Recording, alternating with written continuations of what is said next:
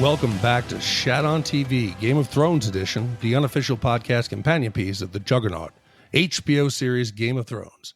I'm one of your hosts, Dick Ebert, and alongside me is my co-host, the King B. I don't have anything funny prepared. And this is our instacast episode where we share our quick takes on this week's episode of Game of Thrones. And this week's episode is the Season 8 premiere titled Winterfell.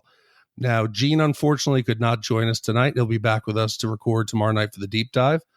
So I was lucky to get King B with me here. But King B, Season 8 is finally upon us. 595 days without Game of Thrones. What did you think? You know, I saw a meme that listed that number, and has it really been almost 2 years since we last had a season of this show?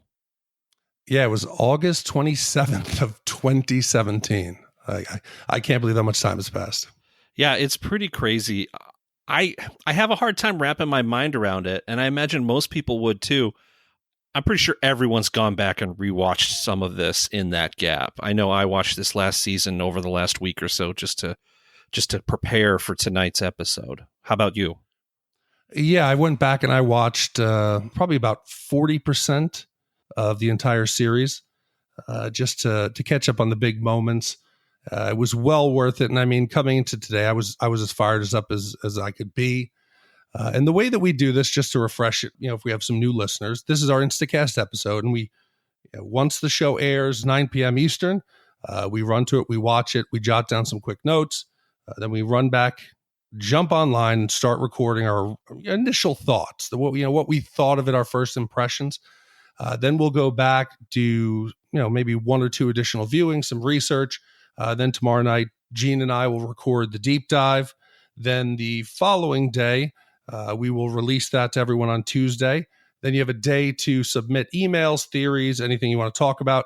And our third episode of the week will be released on Friday, which is called The Small Council, where we go over all of our listeners' theories, what you thought, impressions. So that's kind of the episode that's dedicated to you.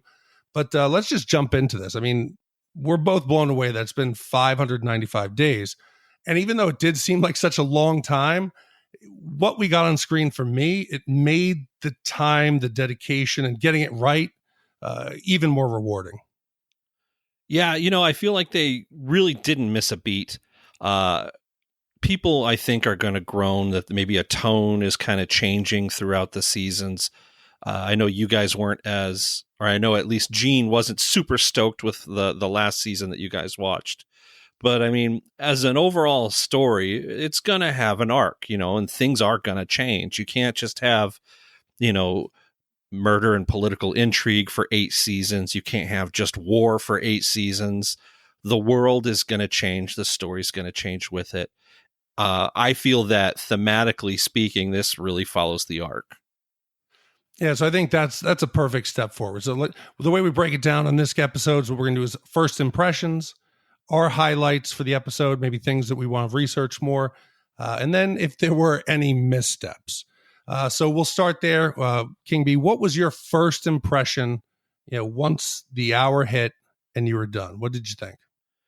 Well, as I'm watching it, I feel like we're really looking at a checklist of reunions and initial impressions between characters that have yet to meet. I'm excited. I think there's going to be some real reckonings. Like I said, it's almost a checklist of all the fan favorite characters. Then again, they killed off everybody else, so who's left?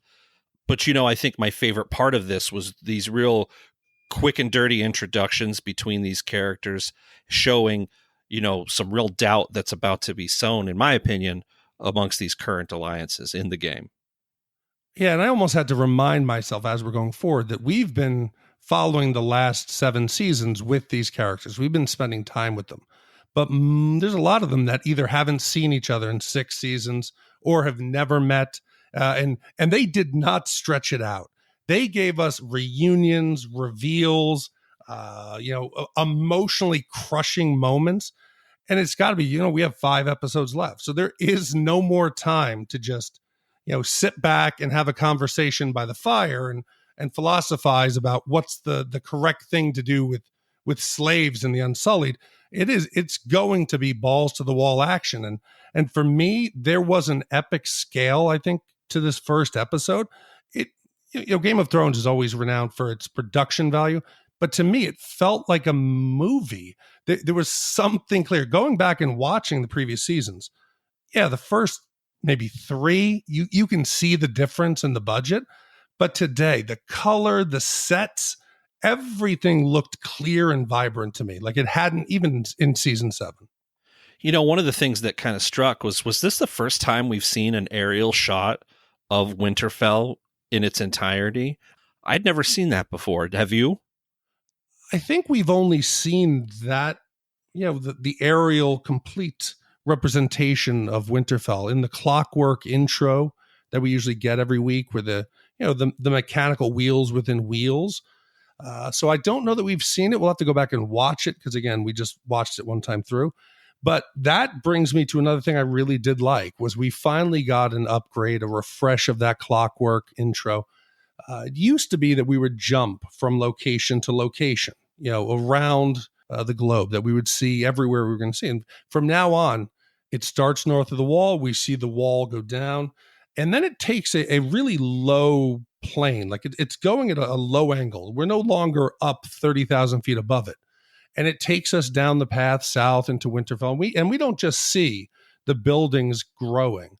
We go deep into Winterfell. We see the main meeting room. We see down in the crypt. It then goes further south into King's Landing. We even see Qyburn's crossbow and the giant dragon skull. So there is something to it, to where before the scale of the show was dozens of locations and dozens of storylines, to now I think that intro represented how everything is now boiled down to the simplest form and the simplest storylines. Yeah, I kind of took it as, before everything were these wide sweeping changes that really rolled across the land. And now we're really boiling down to like the smaller individual decisions. So, you're kind of going from the macro to the micro there. For me, one of the things that I was worried about was, how would these emotional reunions and these big reveals, how would they hit the characters? Because we've known, for now 595 days, Jon's true heritage. There's no surprise to us. But for me, I was really, really happy. And one of the highlights is that most of the big emotional moments, it seemed to hit for me and seemed to be genuine. And that the long time it took to get there seemed earned. Yeah, one of the things that I really thought was important was how much attention they had paid to every character showing a reaction. A big shout out to everyone's performance in this episode. There's no ambiguity or mystery over how this person feels about that person. Everyone takes a minute. It almost gives you a moment. The camera almost lingers on everyone's face. When Bran speaks up in front of the queen, saying, hey, we don't have time for this. This is what's going on. Everyone kind of stops and realizes, like, there's no fooling around with Bran. Well, there's no more time for exposition. In previous seasons, the reunions were just coming fast and furious. We would have spent an entire episode in seasons past of Jon reuniting with Bran. But like you said, it's that quick. He looks at Bran. He gives him a hug. He realizes his brother's not there. We don't need an entire episode. We get Arya. She sees Gendry for the first time. She even sees the Hound. You had Sansa and Tyrion for the first time since the Purple Wedding. You even had Sam and Jorah. You had Arya and Jon. There were so many reunions that they couldn't waste any time. And for me, the two highlights, the two ones that really hit and had to royally land, was the Arya and Jon when they meet at the Weirwood. There was that heartfelt, they were brother and sister, and they've always had a special relationship. Jon was the only one who ever treated her when she was a child that, he gave her a needle. He's the one who tried to teach her to shoot a bow and arrow. He was the one who saw that she didn't have to be a lady. And she always treated Jon just like he was one of her brothers. He wasn't a bastard. And for me, that seemed a genuine, heartfelt moment. It was quick, it hit, and boom, we can move on. Now, do you feel that Jon fully grasps the nature of Arya's character at this point? I mean, here's the thing. She's the stone cold killer. She's the assassin. maybe even to the opposite of his sort of noble warrior persona. Do you think that's going to provide problems or a rift between the two of them in the future? Or is that going to make them closer allies? Well, I think Jon he's not the brightest. And I don't think, as much as everybody loves him, he doesn't always make the wisest decision. He's not the most observant. So I don't think he realizes when people downplay their abilities. He asks, has she used Needle? And she said, oh, one or two times. He's like, oh, did you sneak up on me? I don't think he realizes. I think in his mind, she's still that little girl. Nobody could look at her and predict, what she has become or what she's been through. And I think we don't need to see it. Jon doesn't need to see it. But at some point, he's going to realize that was not his little sister anymore. Well, I definitely hope that she continues on that path to kind of showing how dangerous that she is, kind of lurking in the shadows and doing some dangerous stuff. Yeah, and I like the way that they start off the episode. And it was a clear callback to season 1's premiere, where Arya's in the crowd. There's a little boy who's kind of running through the woods. He's crossing a river. He's coming into town to see this procession coming. And it's a clear callback to season 1 when Arya was dressed. She had on the soldier's helmet, and she climbed up on top of one of the wagons to see King Robert and the procession going north, where he tried to convince Ned to become the Hand of the King. So it was a callback to she was that little child to now she's not. And I think that's going to be the two biggest characters to me still. People talk about Daenerys, people talk about Jaime, Cersei. To me, still the core of the show is family, and it's Jon and Arya. Well, and she definitely reminds him of that. And I think it kind of reinforces a lot of what we saw in tidbits up to that point in the show.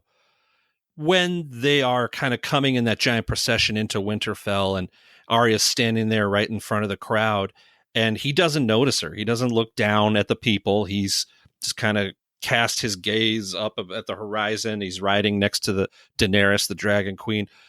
Arya shows a little bit of disappointment. And I think that is echoed in, the people's kind of rumblings later on in the meeting hall when they talk about, him giving up his crown. And one of the things that I've always had an issue with is Daenerys is a huge fan favorite. Everyone's rooting for her. I have never liked her. I've always considered her a complete brat. In my opinion, her claim to the throne isn't legitimate. And I think that those rifts or those rumblings are going to start to get a little bit louder. And ultimately, I don't want to see her on the throne. So I really like seeing all these people react poorly to her. I mean, she's very proud. She's uppity is really what she is. She's a spoiled little brat. And I'm really excited for what's coming up, because I think that she is going to have to really learn some humility real quick. Maybe she'll come to it on her own, but I wouldn't mind if somebody handed her the lesson. Well, the Northerners are renowned for not being exactly, welcoming to foreigners. And, we've come to like Daenerys. We know, what she's about. We know her true motivation. So think of the Northerners. You think of Sansa, who's only heard rumors, who only knows her heritage, who only knows what, her family has done. She's going to question. But was I the only one that when the procession's going north, we see the Unsullied, and a lot of the Northerners are looking like, who are these brown people? They've never, I don't think we've ever seen anyone of color in the North. So they're looking at Missandei, they're looking at Grey Worm. But when those dragons come flying in overhead, I got goosebumps. I did. Is that bad to say as an adult man in his 40s that I got goosebumps from dragons? I thought, if I was going to write this show, or if I was going to dictate how a character should act, this is an excellent opportunity for that queen to stop and ingratiate herself to the people by addressing them and saying, hey, these are my children. They will not harm you. They're here to help. But she's just like, yeah, I got dragons. Look at all the poor people run. And I think that's a big misstep for her, and it's going to cost her late in the game. I don't think there's any time to win hearts and minds. There's no time to set up a little dragon petting zoo and let the locals come by and pet the dragons. Speaking about failing to win hearts and minds, how about that Sam Tarly meeting with the Dragon Queen? Oh, oof. That's another one. It was because I saw it coming. You know, all of us should have seen it coming. This is a happy reunion. You know, it's Jorah. He's coming down. He's going to thank. You know, he brought the queen. Sam is going to get thanked. He's going to, you know, they're going to hook him up. When this is all done, she's going to, you know, have to make some changes at the Citadel. And as they're talking, and I'm just like, oh my God, nobody knows. Nobody Right. realizes they killed Sam and his father. I know Sam and his father didn't get along, but Sam loved his brother. His brother was a good man. And as we're walking our way towards that reveal, I'm like, oh no. Oh no. Oh, this isn't going to be good. This isn't going to be good. It was brutal to watch. You know, I would argue that even though Sam's father was horrible to him, he still cared about his family name, and at extension, he still very much wanted his father's approval, you know, and loved his father. He didn't wish him dead. And I felt the performance is strong.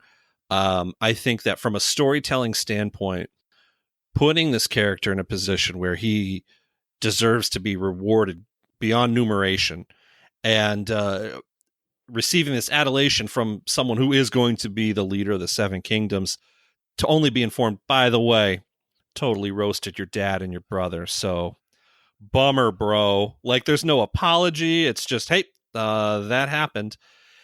So he leaves the room. He's clearly fraught with, you know, just with grief. And now he's going to drop this bomb on Jon Snow. When Jon says, hey, this is treason, he's absolutely right. It is not a good look. You are responsible for delivering news that will unthrone a woman immediately after she informs you she's murdered your dad and your brother. I have to hope, because Sam was distraught. Sam, I got a little inkling of Ollie when Ollie didn't agree with Jon Snow letting the wildlings through the gate. And, you know, he let it fester, and eventually, you know, that ended up with Jon Snow bleeding in the snow. I hope Sam can get over it. Sam's like, what, she didn't tell you? Daenerys didn't run through every single person she's killed on the battlefield. She didn't break down, you know, family heritage and be like, okay, well, your second cousin, yep, we roasted him on the loot train. There's no time for her to go through the history of it. Sam's got to just kind of get over it. Yes, Jon let some people live, and he did also kill those who betrayed or disobeyed him. But man, there's no time. You can't hold that against him. And if he tries to drive a wedge between them, I think that could cause some problems.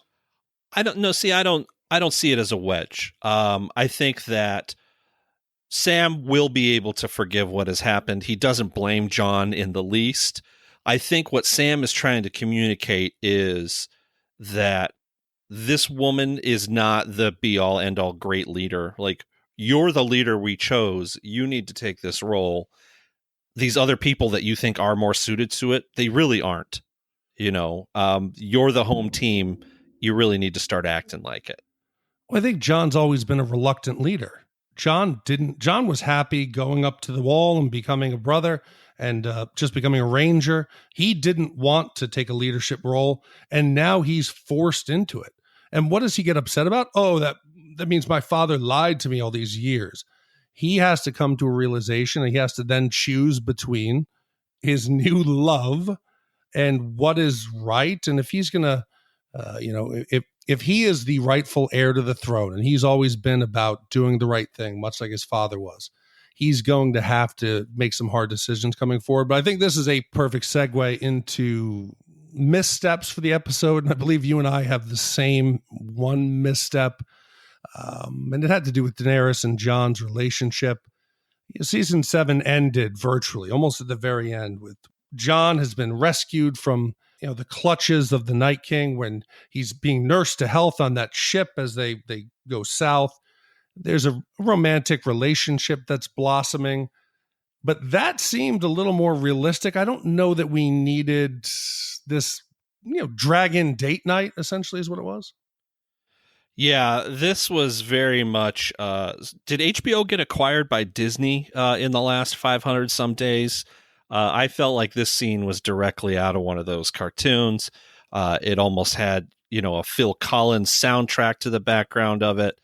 The idea that they go on this fun ride together and you're kind of laughing at Jon because he's scared and awkward. And then the dragons drop him off at this beautiful waterfall. And she says, we could stay here for 1,000 years. No one would ever find us.